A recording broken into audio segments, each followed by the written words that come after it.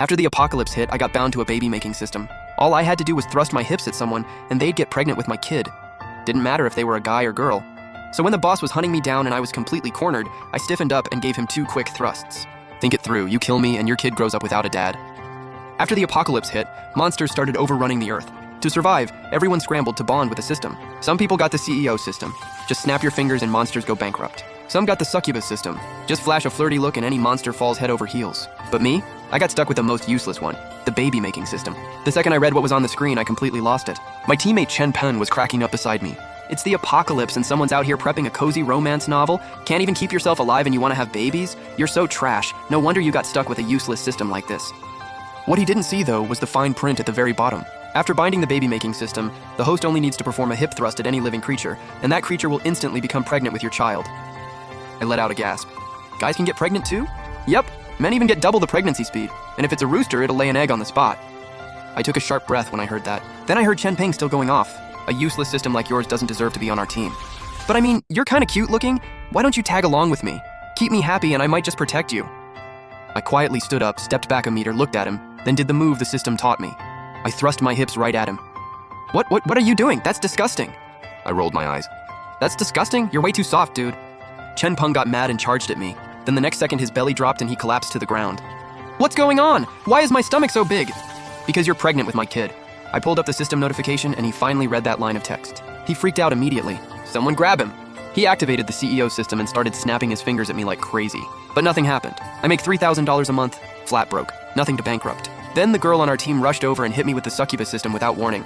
I instantly fell head over heels for her. I went absolutely wild on her, and by the time she emergency stopped the system, I'd already given her octuplets. Everyone around us went pale with horror. Nobody dared come near me, so I casually packed my stuff and headed out, but Chen Peng grabbed my leg.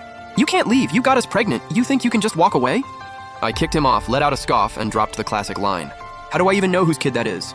And you want me to take responsibility? Dream on. Besides, I gave you a couple of thrusts and now you want me responsible for the rest of your life? That's some serious guilt tripping.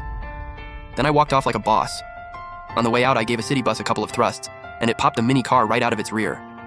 Checked the front of the car, it just had an extra Gong Sa Public on it. Turns out going public multiplies the baby-making speed by a ton. Yep, I was born a natural sharpshooter.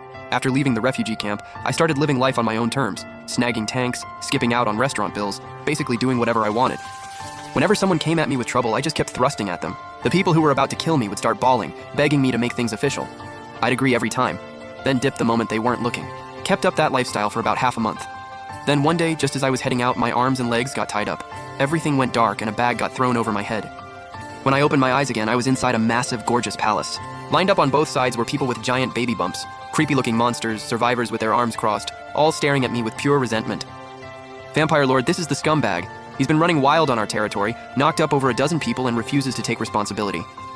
I followed everyone's gaze to the front of the room. Sitting on the throne was a red-haired, green-eyed woman. She was looking down at me with pure contempt, then stepped forward. What's your name? I stepped closer and took a good look at her face. Sharp jawline, high nose bridge, deep-set eyes. A textbook mixed-race beauty. After I'd been staring too long, she shot me a look of pure disgust. I'm asking you a question, why are you staring at me? Because you're gorgeous. I've never seen anyone as stunning as you. Everyone around us heard that and swarmed in, furious. You sicko! You've ruined so many people, and now you have the nerve to hit on our Lady Elsa? My lady, this guy doesn't deserve a trial. Just execute him already. Oh, so your name is Elsa? That's actually a great name. The vampire heard that and went red in the face, pointing at me with a trembling hand. You filthy, perverted human. I'm giving you one chance. Out of everyone you've knocked up, pick one to take responsibility for. Otherwise, I'm throwing you into the feeding zone. The monsters in her so-called feeding zone were absolutely savage. Not only did they eat humans alive, they didn't even spare their own kind. That's why the friendlier monsters had moved in to live alongside humans. It was still awkward between them, but nothing too crazy had happened. I swallowed hard. Didn't want to get torn apart, so I reluctantly turned around. I can't do it, my lady. Choosing from any of them, I genuinely can't. They're all monsters. Way too ugly. Elsa's eyes went cold. She teleported right next to me, grabbed me by the throat, and dragged me out to the window.